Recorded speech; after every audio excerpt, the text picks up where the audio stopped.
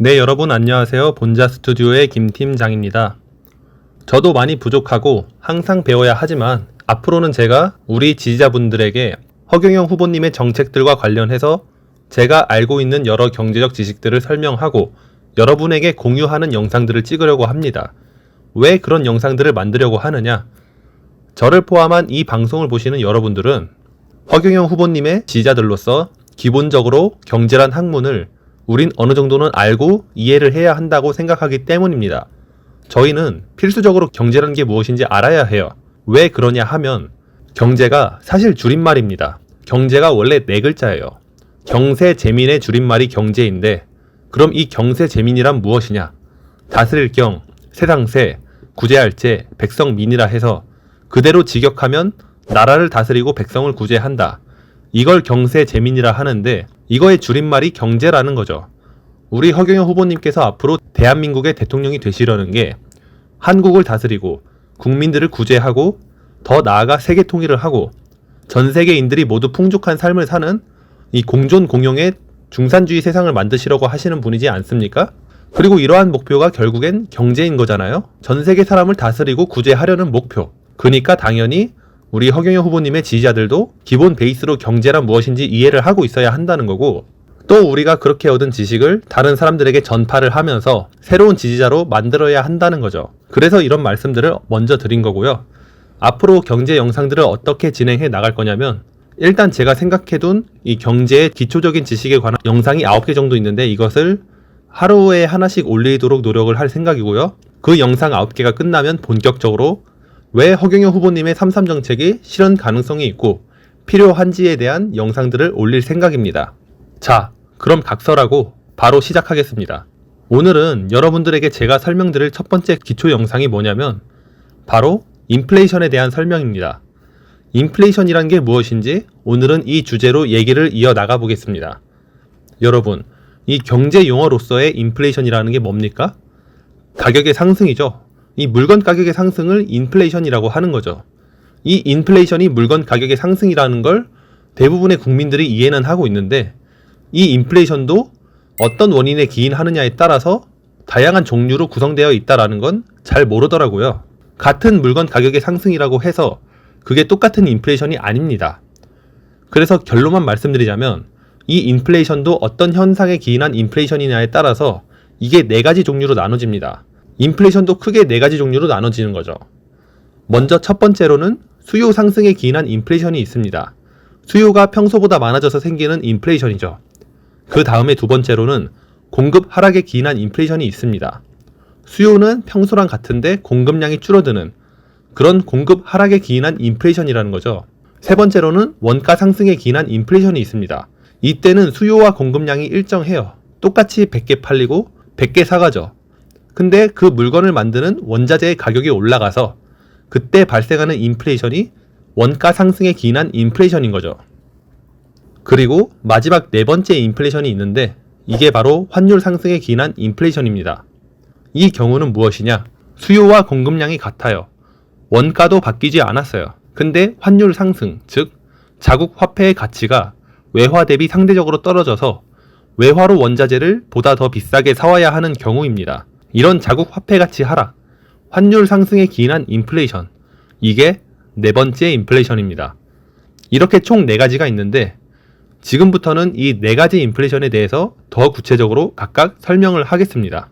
먼저 수요 상승에 기인한 인플레이션이라는 게 뭐냐? 예를 들어 우리나라가 하루에 빵을 100개를 생산해요. 공장의 빵 공급량이 하루 100개인 거죠. 그리고 맨날 그 빵을 사려는 수요도 똑같이 100개인 거죠. 이때 가정을 하나 해보죠. 어느 날 빵에 대한 국민들의 소유가 100에서 110개로 늘어났다고요. 이때 하루 공급량은 100개밖에 안 됐는데 수요는 110으로 늘어난 상황이잖아요. 그러면 상대적으로 공급량이 10개가 부족한 상황이죠. 그럼 이때는 빵을 사려는 경쟁이 보다 더 심하게 붙겠죠? 그땐 그러면 가격이 올라가겠습니까? 아니면 그대로겠습니까? 올라가지 않겠습니까?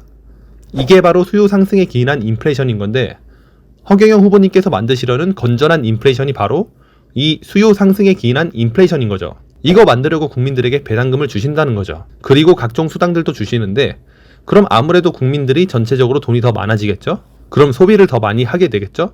그래서 빵도 많이 살 거고 여러 가지 식료품도 많이 사고 옷도 사고 내구재도 많이 사고 그런 상황이 전개가 되면서 전체적인 물건들의 수요가 증가합니다. 일시적으로 수요 상승에 기인한 인플레이션이 생기게 되죠. 그럼 물건을 파는 기업들은 어떻게 할까요? 공급량을 더 늘리겠죠. 물건이 생각보다 잘 팔리니 더 많이 팔려고 공급량을 늘리게 되는 거죠. 그러니 수요 상승에 기인한 인플레이션은 수요와 공급을 결국 동시에 동반하게 된다는 거죠. 결론만 말씀드리자면 4가지 인플레이션이 있는데 먼저 이 수요 상승에 기인한 인플레이션, 이것은 좋은 인플레이션이고 나머지 3개는 경제 성장에 악영향을 끼치는 나쁜 인플레이션이란 말을 먼저 하겠습니다. 각설하고 이제 2번째는 뭐냐? 바로 공급 하락에 기인한 인플레이션입니다. 이건 반대로 어떤 경우냐? 빵을 사려는 수요는 똑같이 100개인데 공급량이 줄어든 경우죠. 원래 100이었던 공급량이 90으로 줄어든 거죠. 그러니 상대적으로 빵이 희귀해진 거죠. 그럼 여기서 어느 경우에 빵의 공급량이 줄어들까라고 하면 인건비 문제도 있고 경영난도 있을 거고 자연재해에 기인한 것도 있을 거고요. 또 조류독감이라고 해가지고 닭을 몇십만 마리를 폐사시킨다든지 하면은 그때는 계란 공급량이 확 줄어들잖아요. 그리고 파농사가 잘 안 돼서 팥값이 금값이 된다든지 이렇게 팥값, 금값, 계란값 폭등 이런 게 결국엔 공급 하락에 기인한 인플레이션인 거죠. 이게 경제가 안 좋을 때 생기는 인플레이션 중에 하나고 그럼 이제 3번째 인플레이션은 뭐냐? 원가 상승에 기인한 인플레이션입니다. 그러니까 이 경우는 수요와 공급량은 일정해요. 각각 100과 100으로 일정한데 이 빵이라든지 어떤 물건을 만드는 데 필요한 원자재가 있을 거 아닙니까? 그 원자재 가격이 상승했을 때 생겨나는 인플레이션이 바로 이겁니다.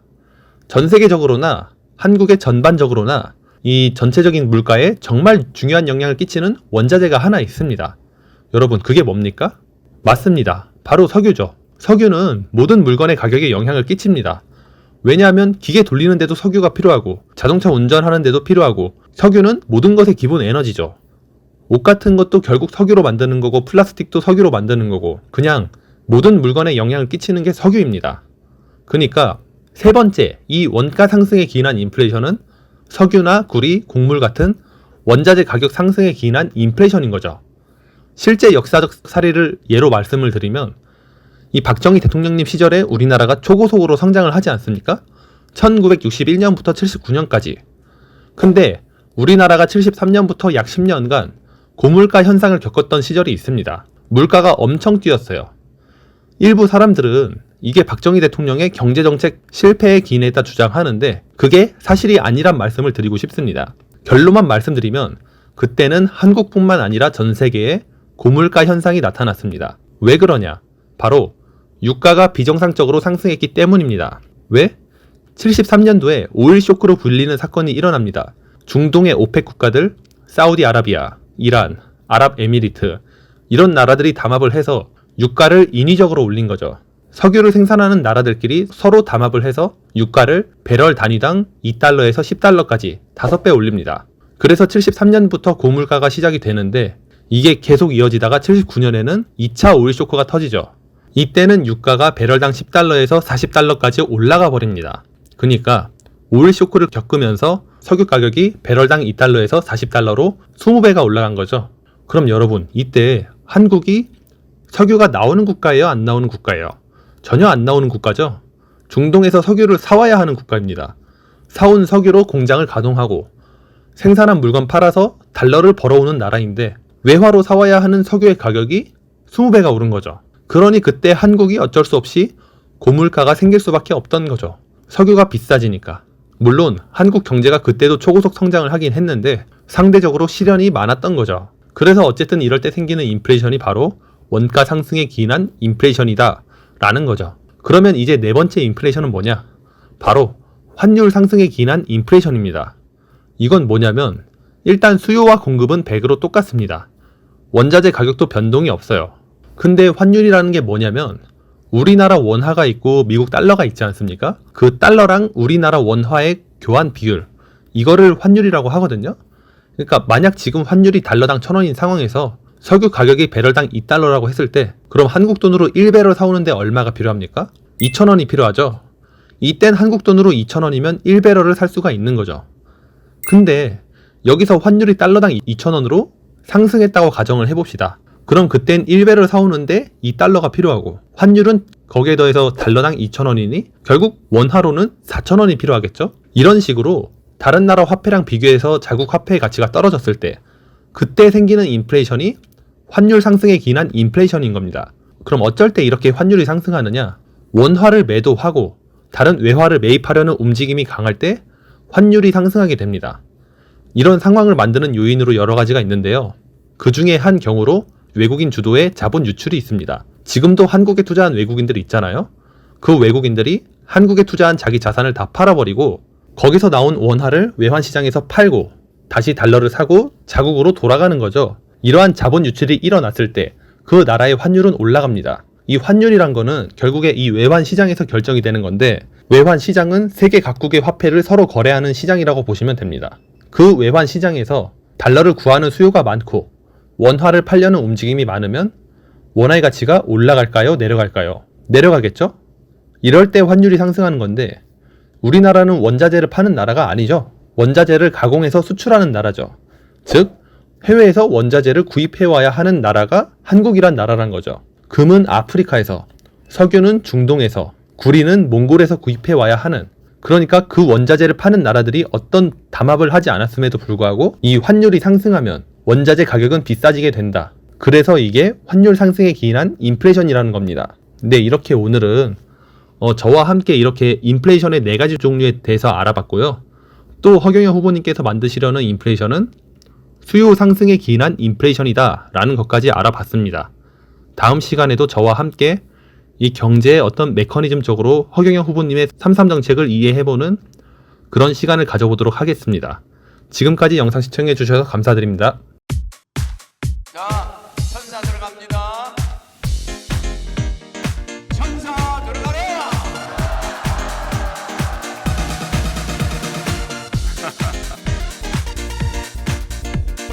자, 허경영 눈에서 우주 에너지 받으세요.